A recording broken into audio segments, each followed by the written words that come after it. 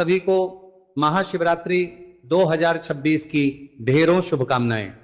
प्रिय दर्शकों, आज के इस वीडियो में हम विशेष रूप से बात करेंगे आने वाली महाशिवरात्रि की। 2026 की महाशिवरात्रि कब है, क्या योग बन रहे हैं, महाशिवरात्रि का महत्व क्या है,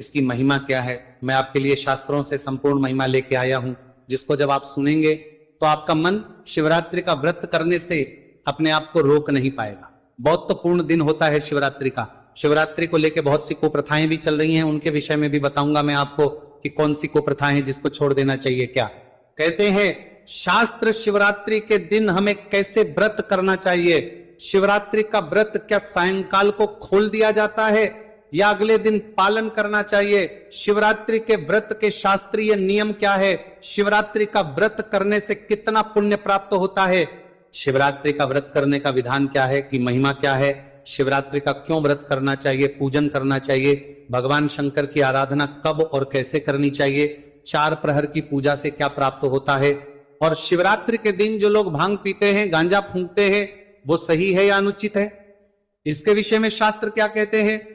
क्या ये शास्त्रों के सम्मत है कि उस दिन भांग पीनी चाहिए या नहीं पीनी चाहिए। भगवान शंकर के द्वारा इस व्रत का जो महिमा आवंटन किया गया है या इस व्रत के विषय में जो कहा गया है वो बताऊंगा आपको। अनेकों पुराण से, विशेष रूप से कुमार कार्तिकेय के स्कंद पुराण से जानकारी होगी, जिसमें शिवरात्रि की महिमा का विस्तार से वर्णन किया गया है। यह वृतांत भगवान शंकर के द्वारा स्वयं माता पार्वती को सुनाया गया। वह वृतांत भी इस वीडियो के माध्यम से आपके सामने होगा। इस प्रकार से संपूर्ण जानकारी आने वाली शिवरात्रि क्यों महत्वपूर्ण है, कैसे व्रत करना चाहिए, कैसे पूजन करना चाहिए, कब मनानी चाहिए, क्या इसकी महिमा है, आप इस वीडियो के माध्यम से जानकारी प्राप्त कर पाएंगे। आइए प्रिय दर्शकों, आरंभ करते हैं। आपसे निवेदन है कि वीडियो यदि थोड़ा सा भी उपयोगी लगे तो कृपया एक बार लाइक अवश्य कर दीजिएगा। भगवान शंकर की कृपा प्राप्त करने के लिए कमेंट बॉक्स में अवश्य लिखिएगा जय शिव शंकर या ओम नमः शिवाय। भगवान शंकर की कृपा से आपके जीवन का उद्धार होगा, आपका कल्याण होगा। आप देख रहे हैं सनातन धर्म का संसार ज्योतिष संस्थान का प्रतिष्ठित यूट्यूब चैनल सनातन धर्म का संसार धार्मिक। हम यहां पर सभी व्रत और त्योहारों की सही शास्त्रीय जानकारी प्रदान करते हैं। शास्त्र और पंचांग के आधार पर आपको बताते हैं कौन सी तिथि कब है, व्रत आदि कब करना है, क्या विधि है, क्या नियम है और क्या गलती नहीं करनी है। यदि आप सभी व्रत और त्योहारों की सही शास्त्रीय जानकारी पाते रहना चाहते हैं तो कृपया चैनल को सब्सक्राइब कीजिए और बेल आइकन को प्रेस कीजिए। जब आप सब्सक्राइब का बटन दबाएंगे तो वहां 1 घंटी का निशान बना हुआ आएगा, उसको अवश्य दबाइएगा, तभी आपको हमारे सारे वीडियो प्राप्त होंगे, अन्यथा आपसे जानकारी छूट जाएगी। आइए दर्शकों, जानकारी आरंभ करते हैं। क्या अद्भुत महिमा है महाशिवरात्रि की। मैं शुरुआत करूंगा पद्म पुराण से, जहां बड़ा स्पष्ट लिखा है कि चाहे मनुष्य किसी भी देवता का उपासक क्यों ना हो, चाहे मनुष्य भगवान विष्णु का पूजन करता हो, भगवान विष्णु का उपासक हो, चाहे आदि शक्ति का हो, गणेश जी महाराज का उपासक हो, चाहे सूर्य देव की उपासना करता हो, सूर्य देव का उपासक हो, किसी भी देवता का उपासक क्यों ना हो, यदि वह मनुष्य भगवान शंकर के महाशिवरात्रि व्रत को नहीं करता है तो उसे किसी उपासना का पुण्य फल प्राप्त नहीं होता है। अर्थात आप किसी भी पंथ से क्यों ना हो, शैव से हो, वैष्णव पंथ से हो या किसी भी पंथ को मानने वाले हो, सबके लिए शिवरात्रि का व्रत समान रूप से कल्याणकारी है और अवश्य करना चाहिए, अवश्य ही करना चाहिए। मतलब कंपलसरी है, करना ही करना चाहिए, क्योंकि यह कल्याण करने वाली रात्रि है, यह मनुष्य का कल्याण करने वाली रात्रि है और इसे महाशिवरात्रि इसीलिए कहा जाता है। 4 महारात्रि कही गई है। यूं तो आप जानते ही होंगे उन 4 महारात्रि में से एक महारात्रि जो है वो महाशिवरात्रि की होती है।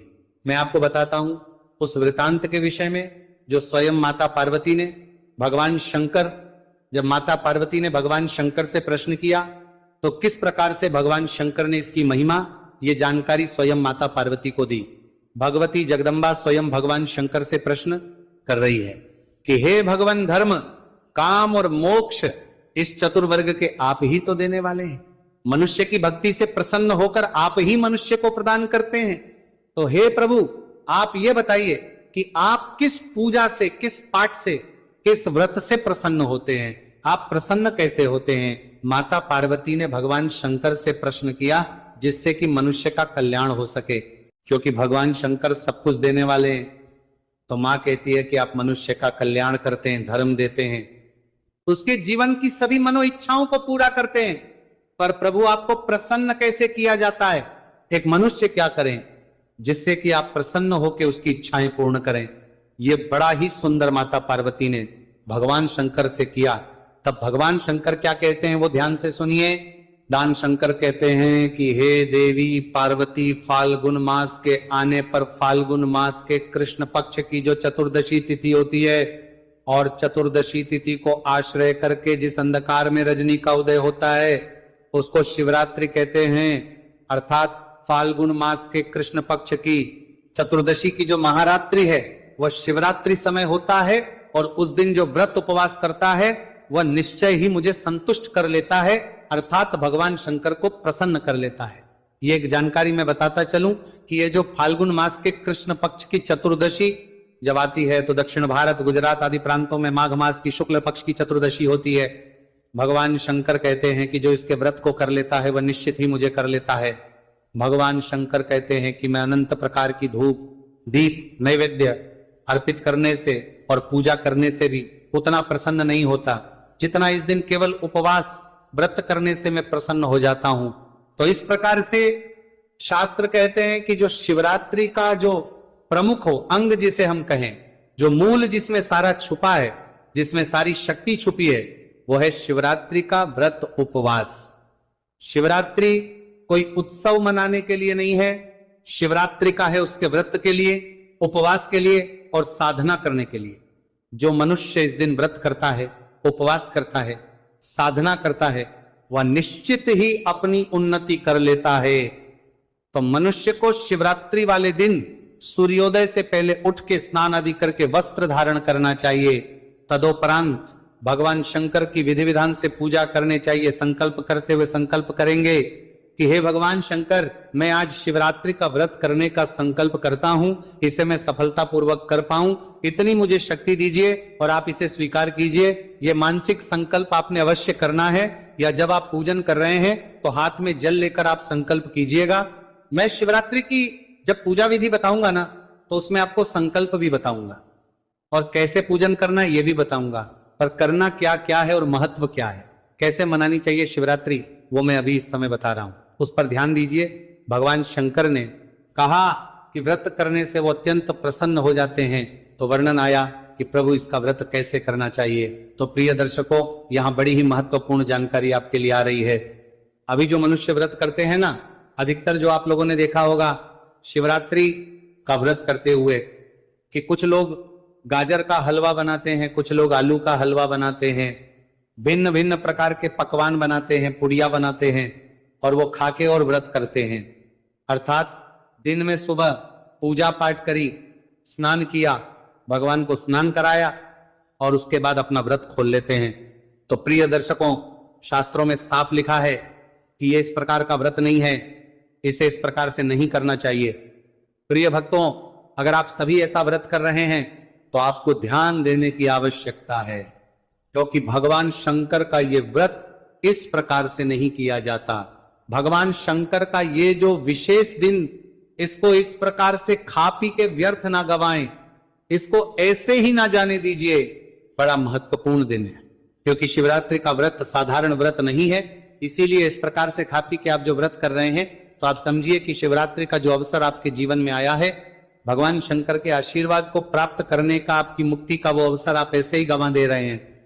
अब आपके मन में प्रश्न उठेगा कि पंडित जी बताएं फिर करना कैसे है, कैसे व्रत किया जाना चाहिए। तो हमारे आगे क्या कहते हैं सुनिए। आपके मन में प्रश्न उठ रहा होगा कि भाई जब कुछ ऐसे नहीं खाना पीना है तो कैसे हमें व्रत करना चाहिए, खाना पीना क्या चाहिए।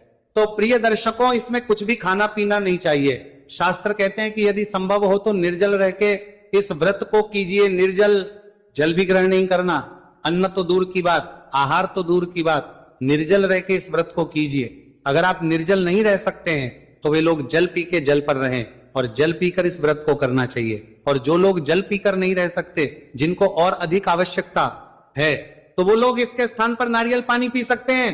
वो जल की भी प्यास बुझाएगा और आपको थोड़ी सी कैलोरी भी मिल जाएगी उससे। तो आप नारियल पानी पी के भी इस व्रत को कर सकते हैं।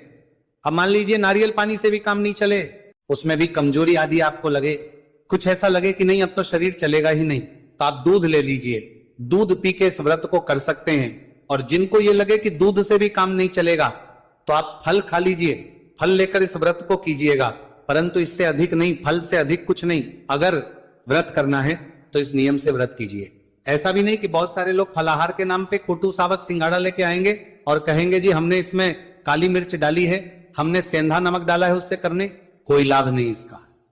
व्रत करना है, आहार अंतिम है और सर्वोत्तम है निर्जला करना।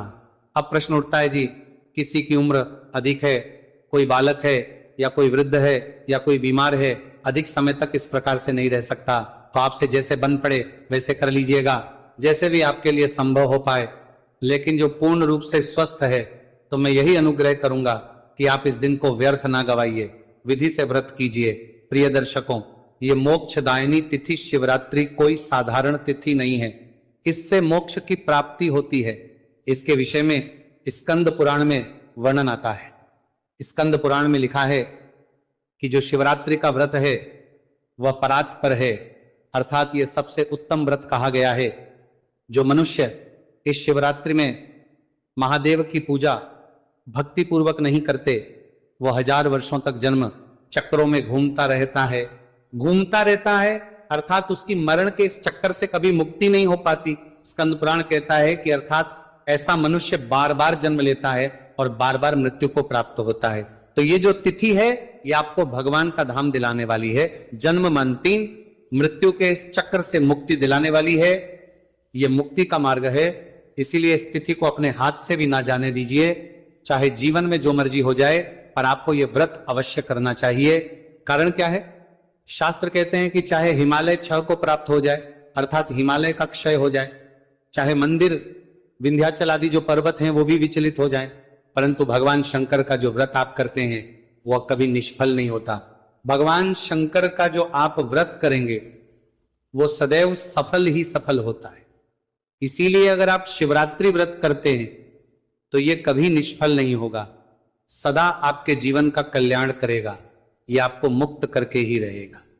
भगवान शंकर का ये जो व्रत होता है, इसका जो पुण्य होता है वह कभी आपका साथ नहीं छोड़ता।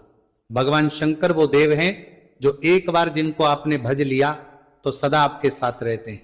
भगवान शंकर के इस व्रत के पुण्य की महिमा इतनी अधिक है कि मनुष्य का साथ हर कोई सकता है, यहां तक कि मनुष्य का शरीर भी साथ छोड़ देगा, उसके बाद भी भगवान शंकर के इस व्रत का जो पुण्य है वो आपके साथ चिपका रहेगा।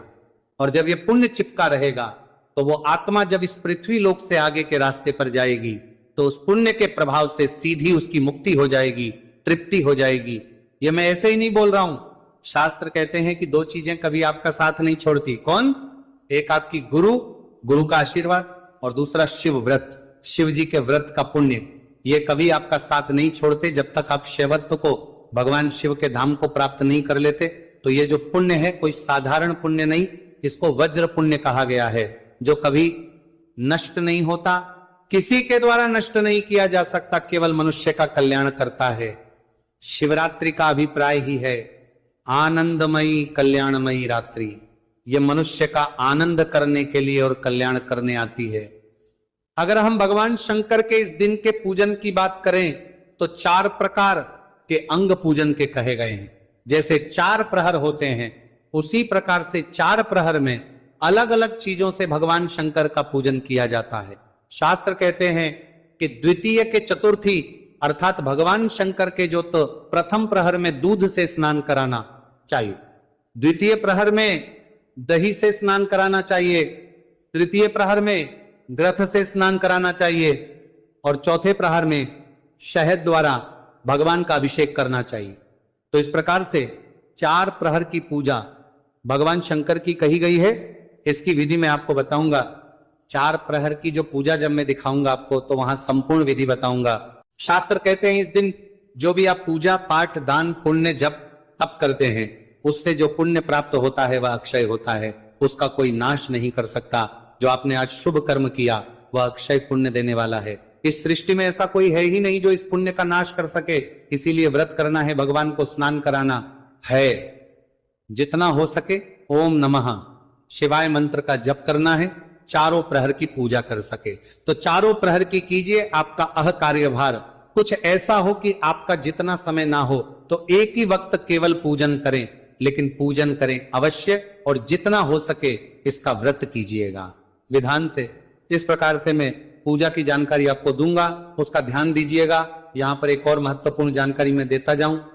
कहा जाता है कि इस दिन भगवान को भांग का प्रसाद लगाना चाहिए और लोग इसी के सहारे स्वयं भांग पीते हैं और साथ में भांग पीने के साथ साथ गांजा फूकने लग गए हैं लोग। विशेष रूप से इस दिन प्रसाद के रूप में उसको ग्रहण करते हैं।